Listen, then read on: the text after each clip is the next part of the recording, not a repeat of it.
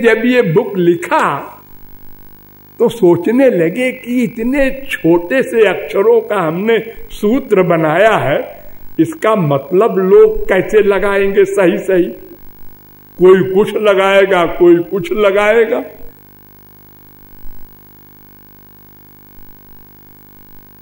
जैसे स्मरन्ति च, क्या मतलब इसका?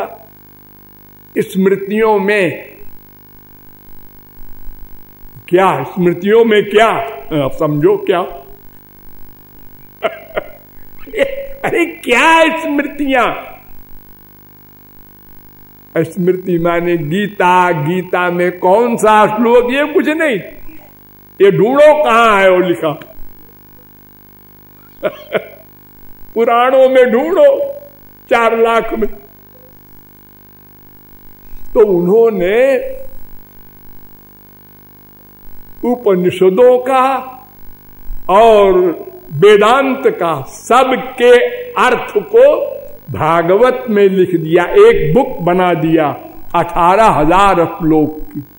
उसमें उसी का अर्थ है डिटेल में, अर्थात सब आप समझ लेंगे।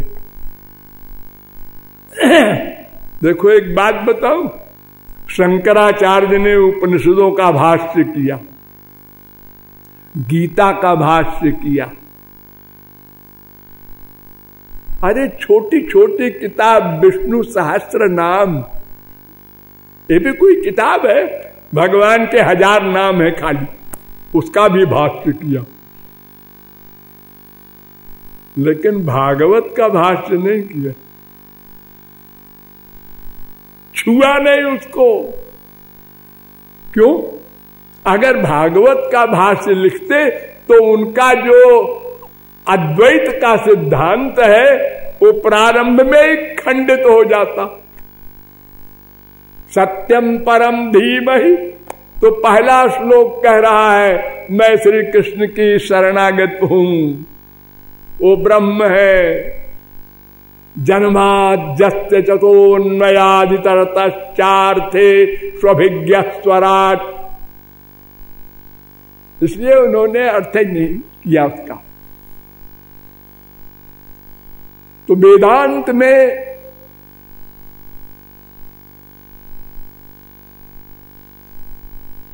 दस सूत्रों के द्वारा वेदव्यास ने सिद्ध किया है कि जीव विभू भी नहीं और शरीराकार भी नहीं, अणु भी नहीं। तो 3 सूत्र तो है कि शरीराकार नहीं, पहले उनको समझ लो। एवंच आत्मा आकार्ष्ण्यम, दूसरे अध्याय के दूसरे पाद का 32वां सूत्र।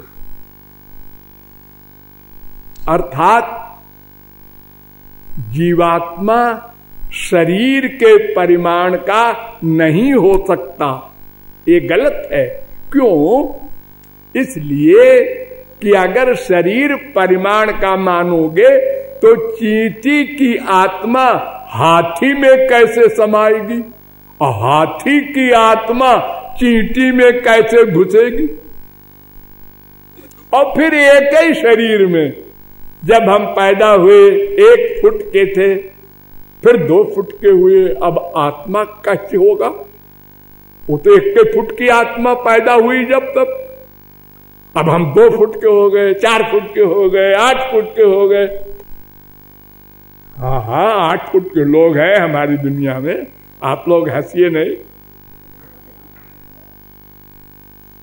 तो ये इतने लंबे लंबे हम होते जा रहे हैं, तो आत्मा तो 1 फुट की थी जब हम पैदा हुए। तो वो कहते हैं कि अजीब, हम आत्मा भी बढ़ती जाती है।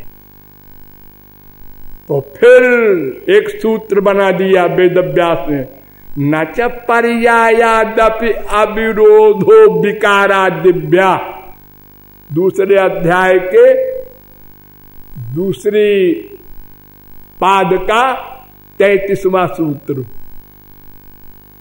अगर आप मानते हैं कि आत्मा बढ़ती जाती है और हाथी की आत्मा चींटी में छोटी हो जाएगी, तो घटने बढ़ने वाला जो कोई तत्व होता है वो नश्वर होता है और आत्मा तो नित्य है।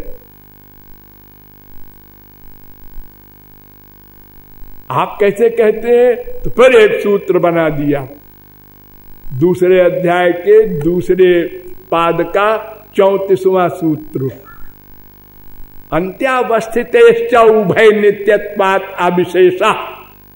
ये उभय नित्यत्वात् यानी प्रारंभ में अंत में मोक्ष में सदा आत्मा एक सी लिमिट का होता है, वो घटता बढ़ता नहीं। इसलिए शरीराकार आत्मा है ये कहना गलत। चलो उससे भी छुट्टी मिली, अर्थात न विभू है और न शरीराकार है। अब तीसरा तो हो गई, लेकिन उसको भी समझ लो, उसको डिटेल में लिखा है 10 सूत्रों में। नंबर 1 मैंने बताया आपको, उत्क्रांति गत्या गति नाम। दूसरे अध्याय के तीसरे पाद का 19वां सूत्र, अर्थात जीव का उत्क्रमण होता है, गमन होता है, आगमन होता है। इससे सिद्ध होता है कि जीव अणु है। फिर इसके आगे सूत्र है, स्वात्मना च उत्तरयोः,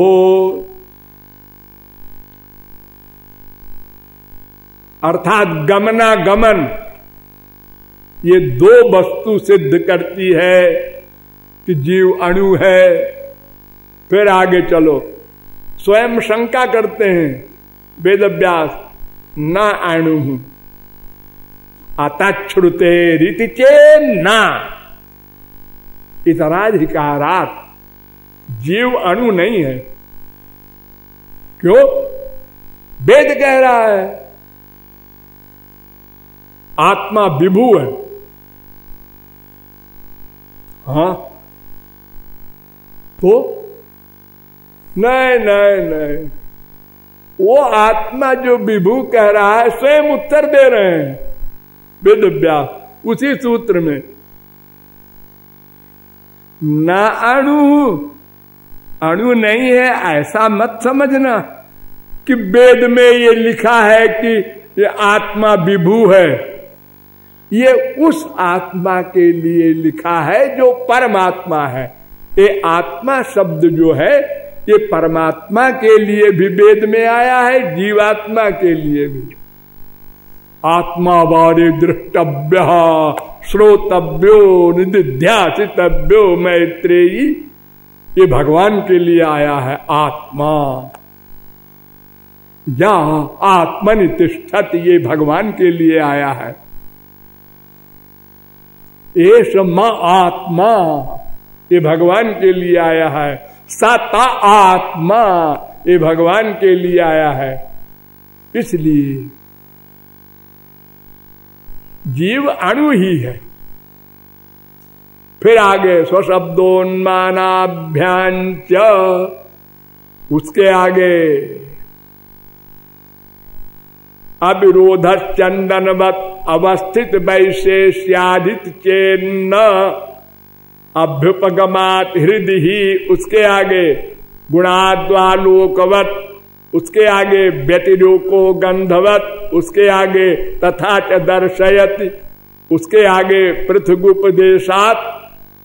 ये 2 3 19, 2 3 20, 2 3 21, 2 3 22, 2 3 23, 2 3 24, 2 3 25, 2 3 26, 2 3 27, 2 3 28 तक के ब्रह्म सूत्र हम बोले।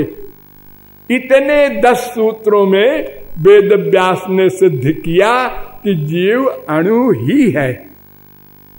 और ध्यान दो, 28वां सूत्र जो है पृथगुपदेशात, यहां तक शंकराचार्य ने माना, हां जीव अणु ही है। उत्क्रांति गत्या गति श्रवणानि जीवस्य परिच्छेदम प्रापयन्ति, ये शांकर भाष्य। जीव परिच्छिन्न है, माने सर्वव्यापक नहीं है।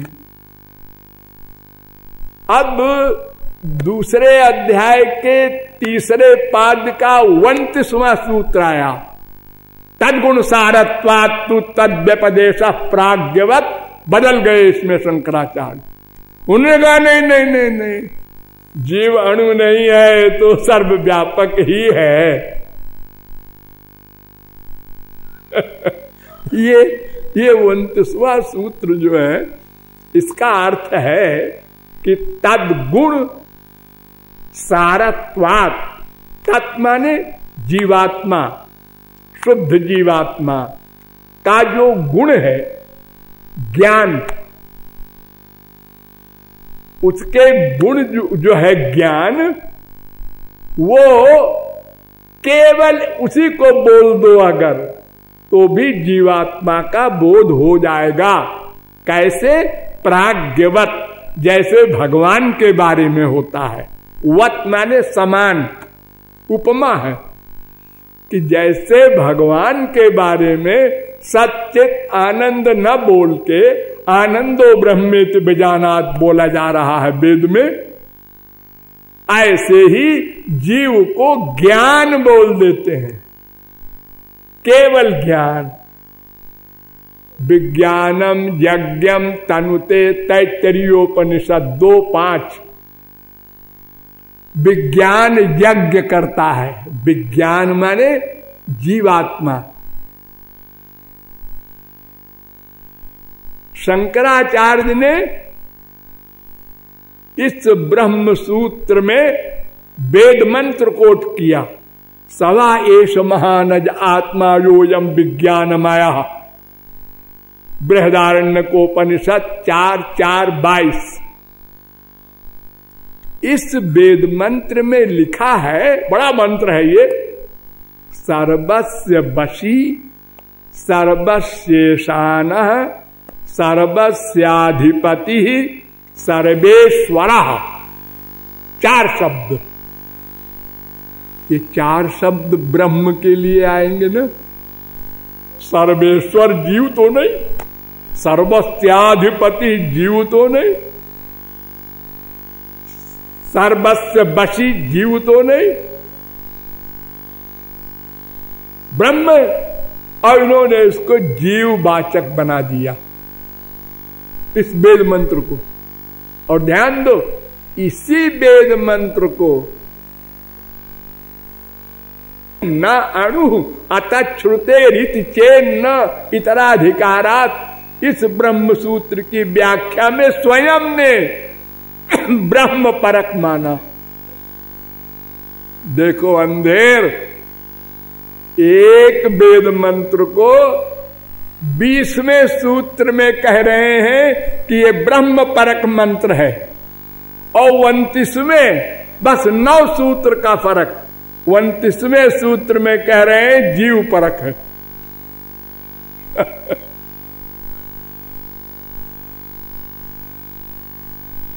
तो इन 10 सूत्रों में, और ये वेदव्यास कौन है जिनके खिलाफ शंकराचार्य ने लिखा है?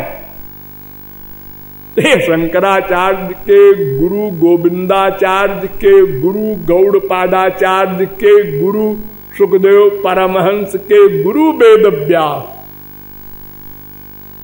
और इन वेदव्यास को शंकराचार्य ने भगवान माना। अपनी राइटिंग में लिखा, कापिच कृष्णायन्ति कस्याश्चित् पूतनायन्त्या अपिबत स्तनमिति साक्षात् व्यासो नारायण प्राह। नारायण व्यास ने लिखा है। वो गोपियों के विरह की दशा आत्मकृते परिणामात् सूत्र है आगे। भगवान ही संसार बन गया।